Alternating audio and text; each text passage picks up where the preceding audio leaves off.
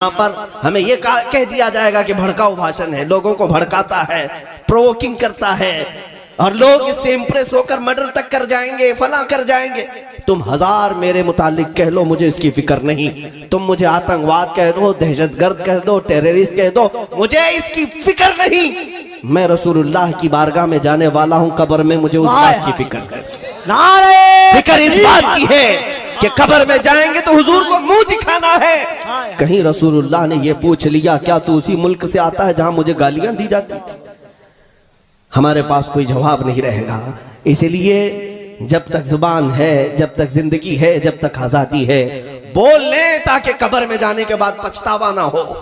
ऐ मुसलमानों, मेरी इस तकरीर का अब खुलासा सुन लो। मैंने तारीख तो बताई, उसी कौम से हमारा रिश्ता है जो 313 होते, लेकिन खौफ उनके दिलों में नहीं था।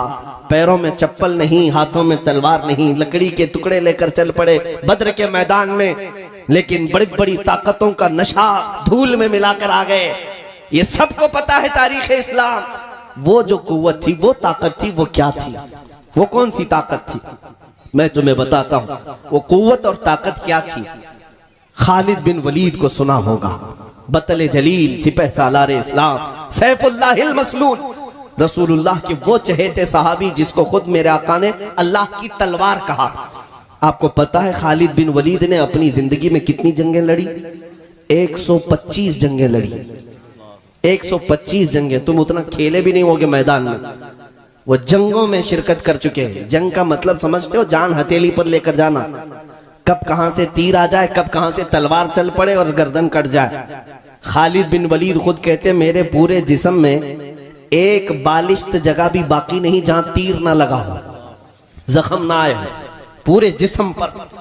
और मालूम है आपको, वो जो तलवार उठाते थे, उनकी तलवार का एक हाथ का जो उनकी तलवार का वजन था 35 किलो का था।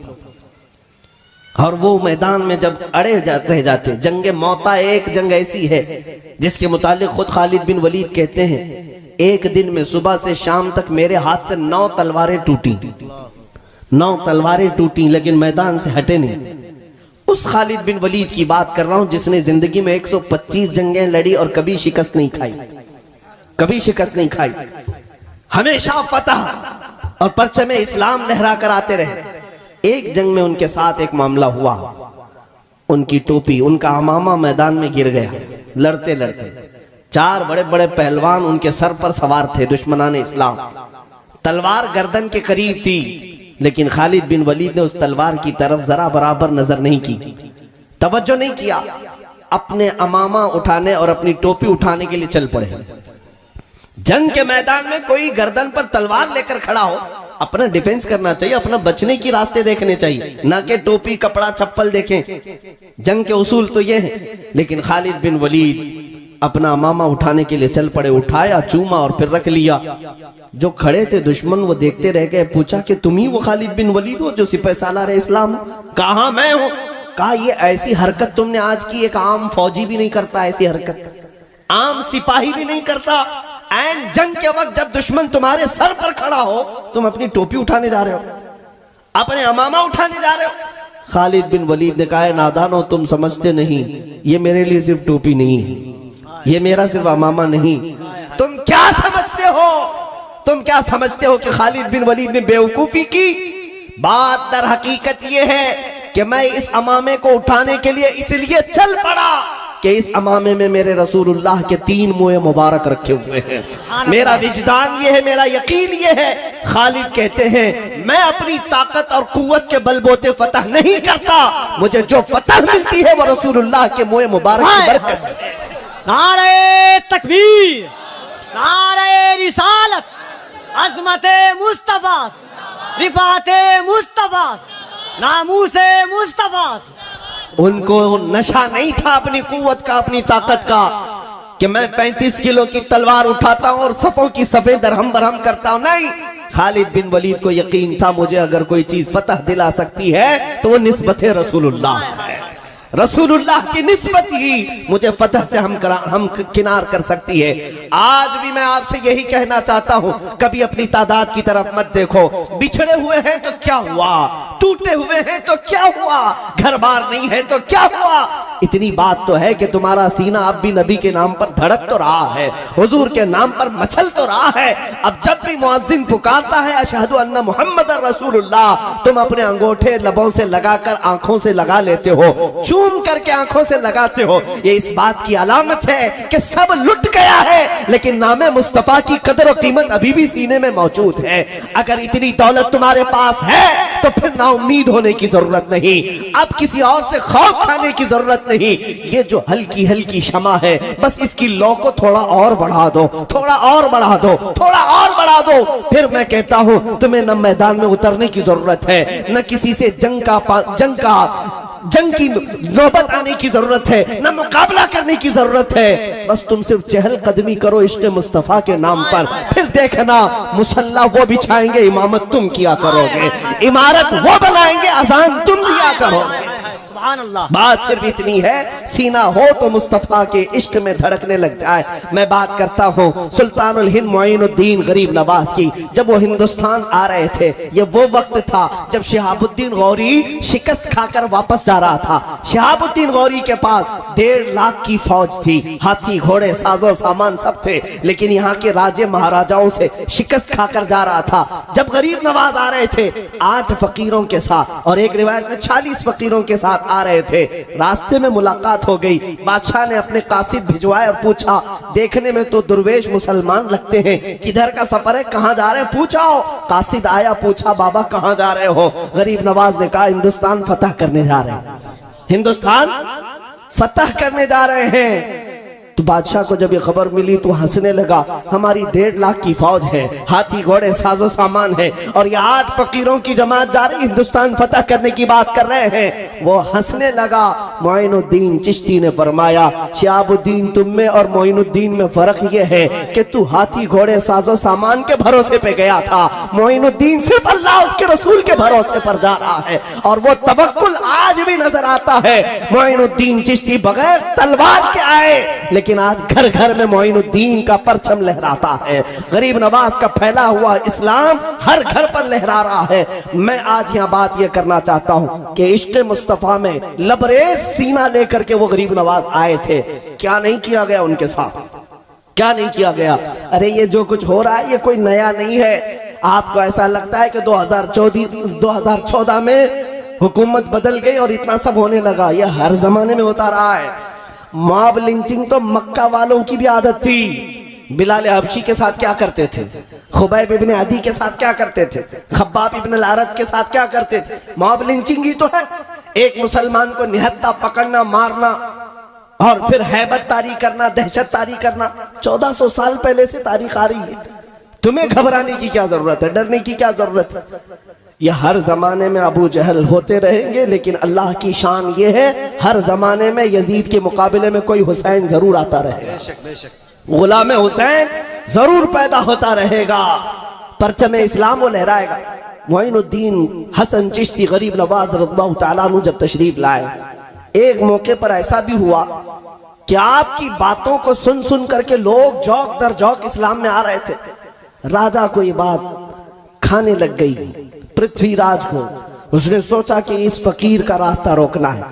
कई हरबे अपनाए, कई हरबे पुलिस भेजकर क्या क्या किया, लेकिन उसने देखा कि ये दुर्वेश है, फकीर है, तो हमारे भी धर्म का कोई पंडित ही इसका मुकाबला कर सकता है।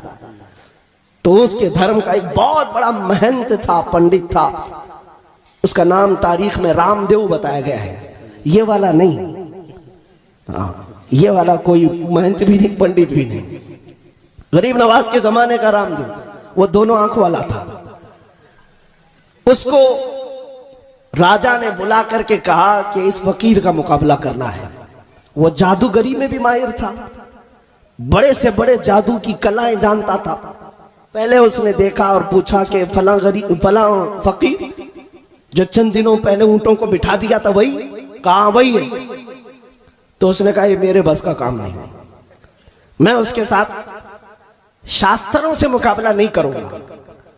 जब राजा ने बहुत ज्यादा जोर दिया तो रामदेव ने कहा ठीक है, मैं जादू के मंत्रों से उसका मुकाबला करूंगा, आप मुझे इजाजत दें। बादशाह ने कहा, राजा ने कहा ठीक है। कहा उसके साथ और भी पुजारी, तकरीबन 250-300 पुजारी, और सबको उसने मंत्र सिखाए और कहा मैं जो बोलूं वो बोलते जाना, और जाएंगे हम मुकाबला करेंगे। इसलिए कि हमारे जो जादू के मंत्र ये पढ़ने के बाद उस फकीर का कोई काम हम पर असर नहीं करेगा। ये चल पड़े 300 लोगों का काफिला। सरकार गरीब नवाज उस वक्त अपने खीमे के बाहर मुसल्ला बिछाए बैठे थे, असर की नमाज पढ़ रहे थे। आपके खादिम ने खबर दी नमाज के फौरन बाद कि एक बड़ी जमात आ रही है पुजारियों की और कुछ मंत्र पढ़ते हुए आ रहे हैं। सरकार गरीब नवाज ने हिसार खींचा अपने पास और अपने खादिम को भी बिठाया, कहा उनका कोई दावा असर नहीं करेगा। उसके बाद वो करीब से करीब आते गए, इतने दूर आ गए कि सीधे वो रामदेव गरीब नवाज के मुसल्ले के पास आया। जब हजरत सरकार गरीब नवाज सजदे में थे, सर उठाया, खादिम से कहा कि उनको पलट जाने के लिए कहो, लेकिन वो नशे में चूर थे। कहा कि हम इस दुर्वेश से, इस फकीर से बात करने आए हैं, खादिम से, गुलाम से नहीं। सरकार गरीब नवाज ने अपना चेहरा फेरा। उस वक्त आपकी आंखों में जलाल था। जैसे ही आपने उस महंत को देखा, उसका पूरा जिस्म कांपने लग गया, कपकपी तारी हो गई।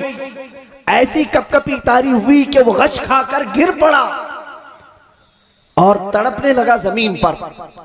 हजरत सरकार गरीब नवाज ने पानी मंगवाया, उसके सीने पर छिड़काव किया।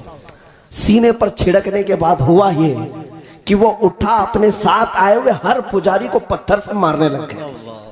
जितने आए थे सबको मारने लगा। किसी का सर फूटा, किसी की नाक फूटी, हर कोई जान बचाकर भागने लग गया।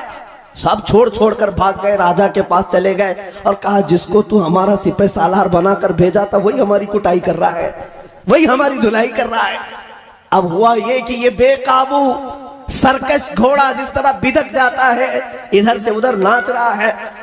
सरकार गरीब नवाज ने उसका हाथ पकड़ा और अपने करीब किया। अपने खादिम से कहा कि अब रामदेव का दिल बदल चुका है, दिल बदल चुका है। इतना कहना था कि वो हुजूर गरीब नवाज के कदमों में गिरा और कहा कि हुजूर हमेशा की गुलामी में मुझे कबूल फरमा, अपने खुदमा में, अपने खद्दामों में मुझे कबूल फरमा ले। हजरत गरीब नवाज ने उठाया और कलमा तैयबा पढ़ाकर सीने से सीना लगाया।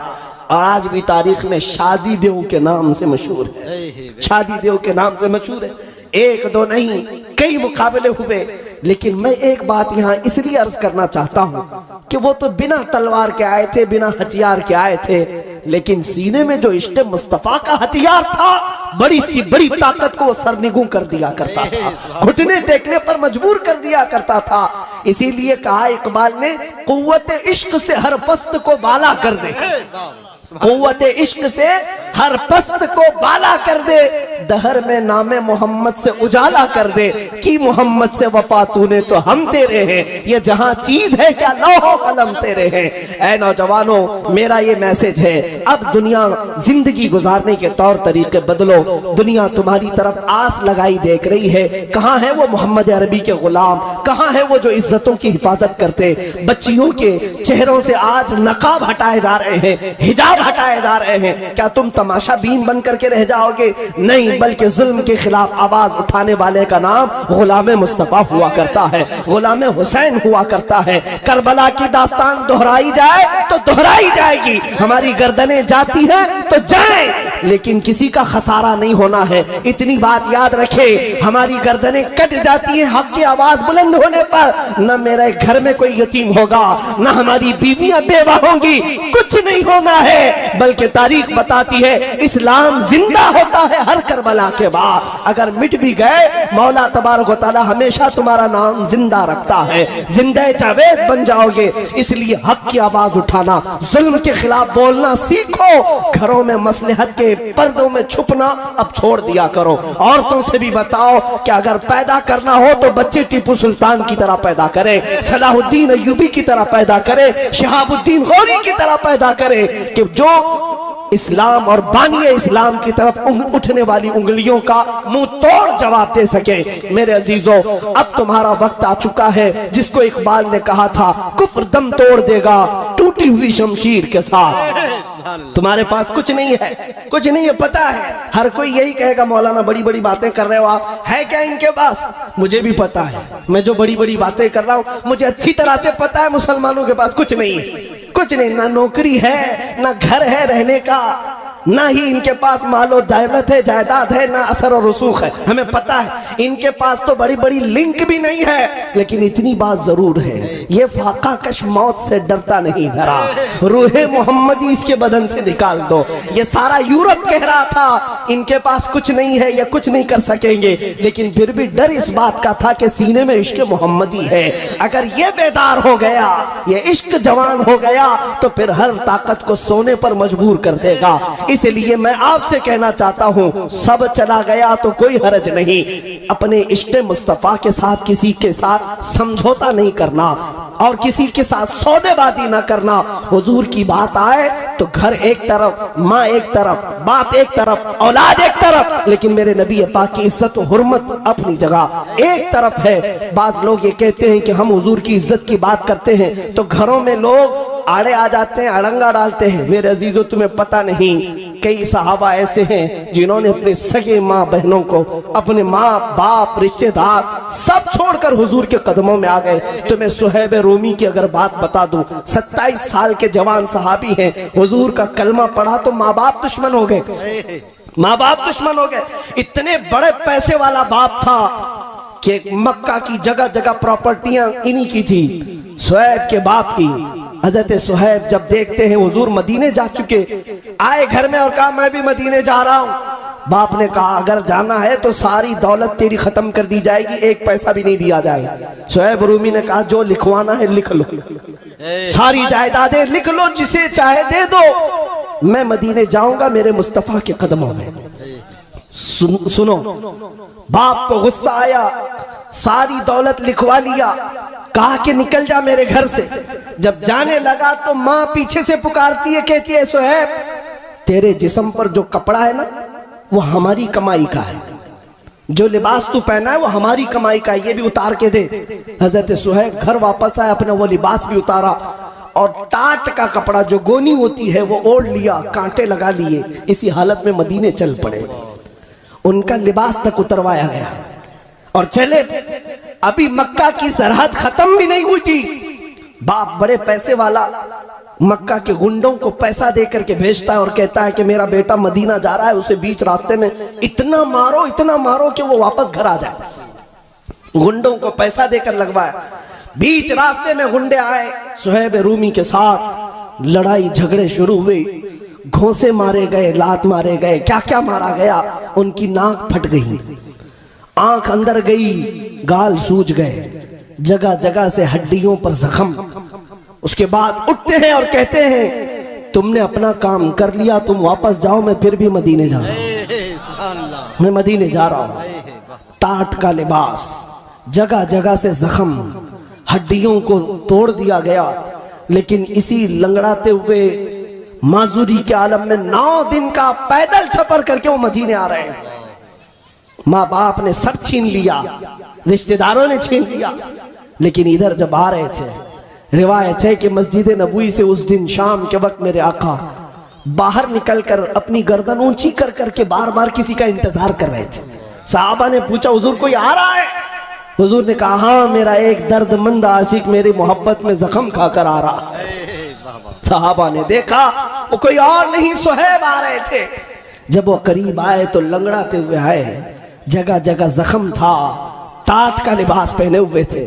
जैसे ही करीब आए मेरे आका ने उनको सीने से सीना लगाया, अपनी चादर उठा करके उनको पहना दिया, चादर लपेट दिया। चादर जैसे ही लिपट गई, सुहैब के जुबान पर अब मुस्कुराते हुए ये जुमले आते हैं, कहते हैं मेरे दोस्तों, लोगों ने मुझे मारा तोड़ा, मेरे माँ बाप ने सब छीन लिया, नबी पाक ने चादर क्या पहनाई, सारे जख्म काफूर हो चुके, सारे दर्द खत्म हो गए, मुझे कोई दर्द भी याद नहीं, कोई जख्म भी याद नहीं। वो सुहैब जिंदगी भर उस चादर को साथ रखते रहे, यहाँ तक कि अपनी वफात के वक्त भी ये वसीयत कर करके गए कि अगर मैं मरूं तो मेरे कब्र में यही चादर कफन के तौर पर पहनाना। इसलिए कि ऐ लोगों, जब सगी मां ने मेरे कपड़े उतरवाए थे उस वक्त अगर मुझे किसी ने कपड़ा दिया था तो वो ताजदार मदीना की जात थी। अजीज़ान गिरामी, उन सहाबा ने सब कुछ छोड़ा था हुजूर के नाम पर। अगर तुम्हारी जिंदगी में कभी ऐसा मौका आए तो ये मत देखना ये 4 दिन की दुनिया को राजी रख सकूंगा, मौलाना के साथ नहीं जाऊंगा, ये राजी रहेंगे, कभी नहीं हो सकेगा। ये कभी राजी नहीं होंगे। अगर ज्यादा से ज्यादा इनकी दोस्ती चलेगी तो तुम्हारी कब्र तक, कब्र में दफन करने के बाद घंटा भर भी तुम्हारी कब्र पर कोई बैठने वाला नहीं। ये करीबी दोस्त, करीबी भाई भी तुम्हारे कब्र की तख्तियां बंद करके निकल आता है, मुर्दा चीखता रहता है, ऐ मेरे दोस्तों थोड़ी देर और बैठ जाओ, थोड़ी देर और बैठ जाओ, लेकिन तुम उसे कब्र में दबा करके आते हो। जानते हो एक सुराख भी रोशनी का नहीं होता, हवा की कोई खिड़की नहीं होती। उस अंधेरी कब्र में अगर कोई आता है तो सिर्फ ताजदार मदीना की जात आती, कोई नहीं आता, कोई नहीं आता। जिनके लिए तुमने यहां दुनिया में किससे किससे दुश्मनियां मोल ली, यही वो जवान दोस्त तुम्हारा लाशा उठाकर कब्र में अंदर दफना कर चले आते हैं। लेकिन वहां भी अगर कोई आ रहा है वो मदीने का ताजदार आ रहा है। इसलिए जवानों, मुजद्दिद की बात सुनो।